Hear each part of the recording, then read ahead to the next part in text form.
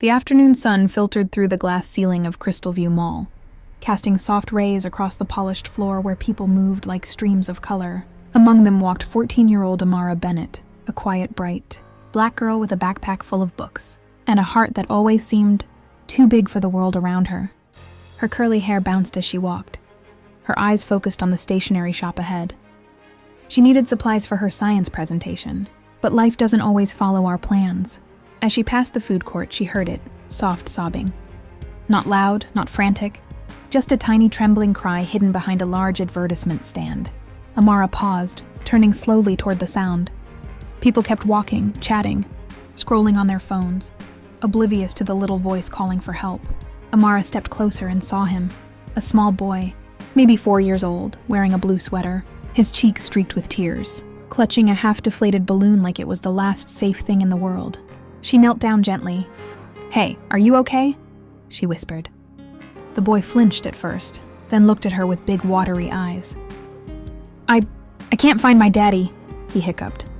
He was right there, and now he's gone. Amara's heart tightened. She knew the fear of losing someone. Her mom worked double shifts, often coming home late, and that lonely feeling was something she understood too well. "What's your name?" she asked softly. "Liam." "Okay, Liam, I'm Amara. I'm going to help you. You're not alone, okay?" He nodded, wiping his tiny nose with his sleeve. Amara held his hand, warm and shaking, and stood up. She noticed a few people glance at them, some suspiciously. A young black girl holding a lost child was apparently strange enough to cause whispers, but she ignored it. She cared about Liam, not their stares. "Do you remember where you last saw your dad?" she asked as they walked. Liam nodded. "Near the big toy store." So Amara headed there, staying alert. She spoke calmly to Liam, asking what his favorite films were, what he liked to eat, keeping him distracted. His tears slowly dried, his grip on her hand loosening. But when they reached the toy store, his father was not there. Amara bit her lip. The mall was huge. He could be anywhere. She guided Liam to a security desk near the central atrium. The guard, a bored-looking man in his 40s, glanced up with raised eyebrows. "Can I help you?" he asked. "Yes," Amara said politely. "This little boy is lost. We need to make an announcement."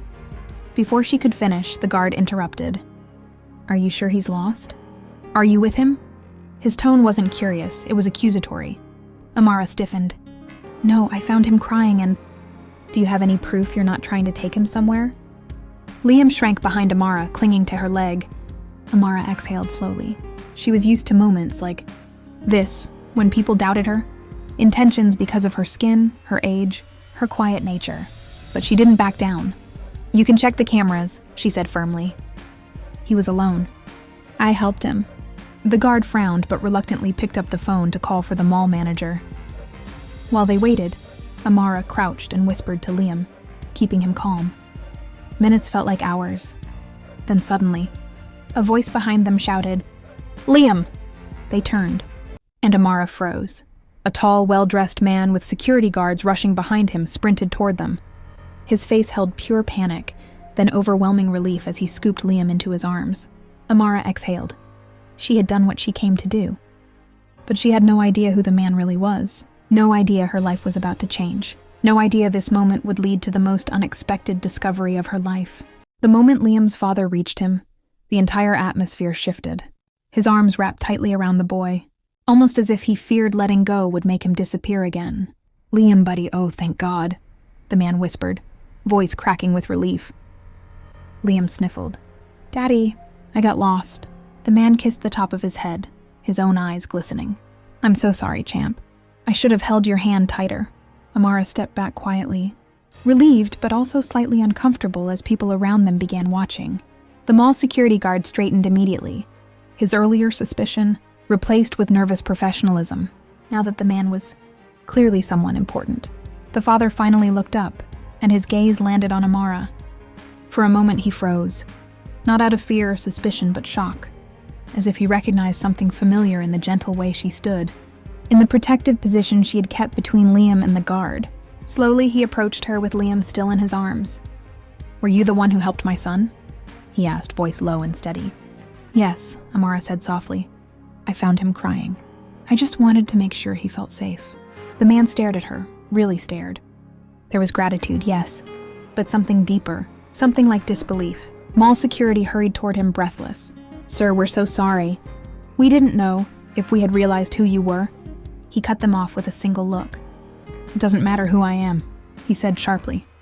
"You should have helped the child, not interrogated the girl who saved him." Amara blinked. Saved him? She had never thought of it like that. One of the guards whispered to the other, "That's Daniel Hale, the billionaire tech CEO. He owns half this mall." Amara stiffened. Daniel Hale. She had heard the name on the news. One of the youngest black billionaires in the country, founder of Hale Dynamics, a company that created breakthrough medical and educational technology, a man who donated millions to schools in underserved areas. And now he stood right in front of her, with his son in his arms. He extended a hand. "I'm Daniel, and this is Liam. Thank you, truly." Amara hesitated, then shook his hand.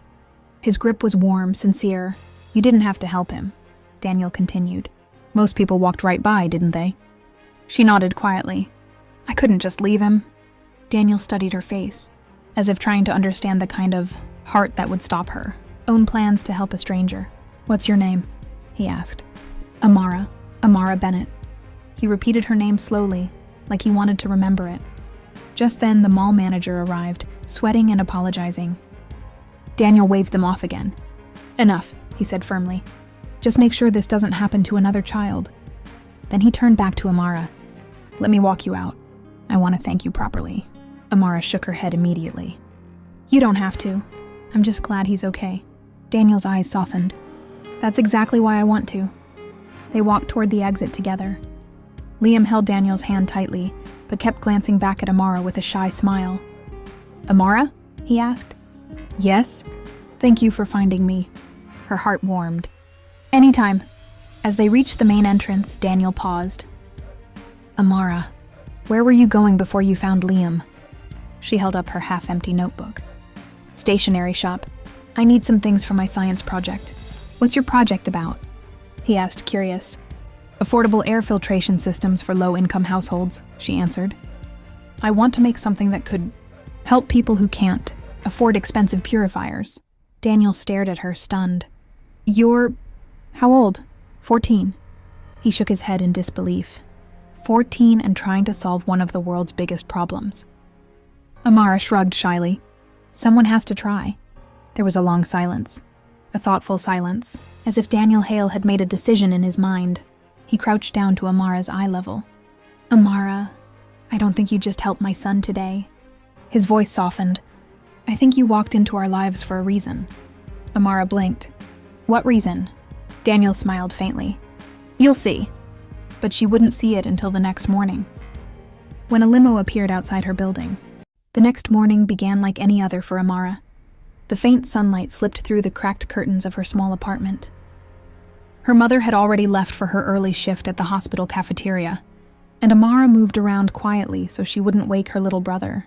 She brushed her hair, packed her backpack, and grabbed the same $2 notebook she'd been using for her science project. Nothing seemed different, until she stepped outside. A long black limo was parked in front of her building. Not a regular sedan, not a fancy SUV. A full, glossy, chauffeur-driven limo, the kind she had only ever seen in movies. For a moment, she froze. Maybe it was for someone else. Maybe a celebrity lived nearby, though she knew every family in her building, and none of them had seen a private car in years. The chauffeur stepped out and walked toward her. "Miss Amara Bennett?" Her heart skipped. "Yes." He smiled warmly. "Mr. Daniel Hale sent me. He would like to speak with you. If you're comfortable, he asked that you join him." Amara's eyes widened. Daniel Hale, the billionaire. Liam's father, the man whose son she helped.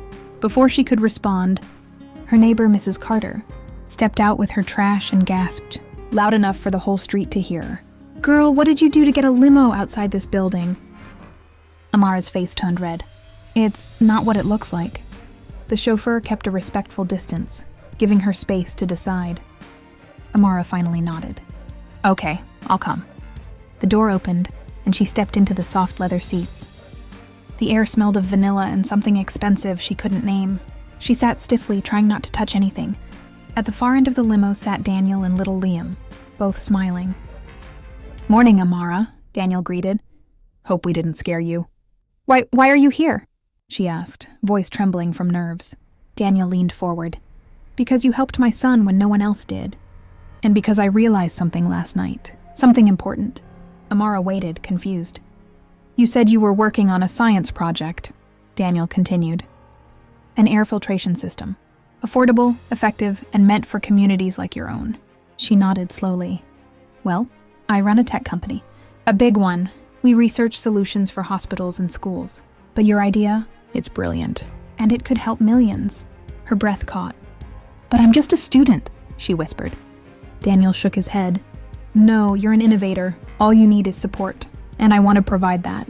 He handed her a sleek envelope. Inside was an official letter from Hale Dynamics Innovation Program, offering her a full scholarship, access to labs, mentorship from engineers, a grant for her project, and an invitation to present her idea at their Youth Science Summit. Amara stared at the papers, her hands trembling. I don't know what to say." "Just say yes," Liam said sweetly, leaning against her arm. A tear slipped down her cheek. "Why would you do this for me?" Daniel's voice softened. "Because yesterday, before you knew who my son was, you didn't hesitate to help him. You didn't ask for anything. You didn't expect anything. People like you deserved the world." Amara wiped her tears. "Thank you, really. Thank you so much." Daniel smiled. "There's one more thing." Her eyes widened. "More?" He nodded. "Today is the science fair at the city auditorium, right?" She gasped. "Yes." "But I can't. My project isn't finished. I don't have the materials." "You do now," Daniel said, opening a compartment. Inside was a neatly packed kit filled with all the supplies she had mentioned the day before, and more advanced tools she never imagined she'd have access to. "We're taking you to the fair," he said gently, "and I'll be cheering in the front row." Liam grinned. "Me too." The limo rolled toward the city, and for the first time in her life, Amara felt something powerful. Belief, hope, possibility. When she stepped onto the auditorium stage hours later, her presentation stunned the judges, not just because of the technology, but because of her passion, her story, her determination. She won first place. The crowd applauded. Liam jumped up and down. Daniel clapped with pride glowing in his eyes. Later, as she held her trophy, Daniel placed a hand on her shoulder. "This is only the beginning, Amara." And deep in her heart, she knew he was right. A single act of kindness had changed her whole life.